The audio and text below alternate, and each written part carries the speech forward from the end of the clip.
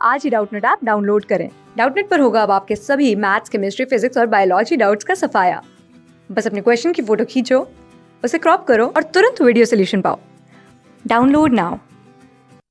Hello friends, हमें यहाँ एक गद्यांश दिया गया है। इस गद्यांश को पढ़कर हमें गद्यांश से दिए गए संबंधित प्रश्न के सही उत्तर का चयन करना है। तो आइए हम पढ़ते हैं अपने गद्यांश को। वर्तमान समय में कंप्यूटर की शिक्षा के बिना मनुष्य को लगभग अशिक्षित ही माना जाता है, क्योंकि अब दैनिक जीवन में कंप्यूटर का प्रयोग बढ़ा है। वर्तमान संदर्भ में यह आवश्यक है कि शिक्षा द्वारा उत्पादित बढ़ाने, भारत का आधुनिकीकरण करने एवं देश के आर्थिक विकास पर जोर दिया जाए। इसके लिए विज्ञान की शिक्षा, कार्यानुभव एवं व्यावसायिक शिक्षा पर जोर दिया जाना आवश्यक है। शिक्षा का प्रमुख उद्देश्य सामाजिक आवश्यकताओं की पूर्ति करना होता है, इसलिए शिक्षा का उपयोग सामाजिक विकास के साधन के रूप में किया जाता है। यह राष्ट्रीय एकता एवं विकास को बढ़ाने में प्रमुख भूमिका निभाता है। इसके द्वारा सामाजिक कुशलता का विकास होता है।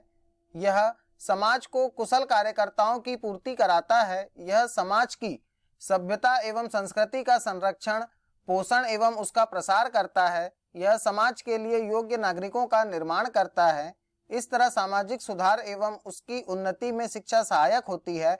आधुनिक युग में मानव के संसाधन के रूप में विकास में शिक्षा की भूमिका प्रमुख होती है। उचित शिक्षा के अभाव में मनुष्य कार्यकुशल नहीं बन सकता। कार्यकुशलता के बिना व्यावसायिक एवं आर्थिक सफलता प्राप्त नहीं की जा सकती। इस तरह शिक्षा द्वारा मनुष्य का आर्थिक एवं व्यावसायिक विकास होता है। व्यावसायिक शिक्षा देश की कई प्रकार की आर्थिक समस्याओं जैसे बेरोजगारी, निर्धनता, आर्थिक असमानता इत्यादि के समाधान में सहायक साबित होगी। इससे छात्रों को रोजगार पाने की क्षमता बढ़ेगी। कुशल जनशक्ति की मांग और आपूर्ति के बीच असंतुलन कम होगा और बिना विशेष रुचि अथवा प्रयोजन के उच्चतर अध्ययन जानकारी रखने वाले छात्रों के लिए एक विकल्प उपलब्ध हो जाएगा। इस तरह व्यावसायिक शिक्षा के कारण देश का तेजी के साथ आर्थिक विकास होगा। व्यावसायिक शिक्षा को प्रोत्साहन देने के लिए व्यावसायिक पाठ्यक्रमों की व्यवस्था की जानी चाहिए। इसके लिए इन पाठ्यक्रमों एवं उद्योग मेल धंधों के बीच ताल स्थापित किया जाना चाहिए।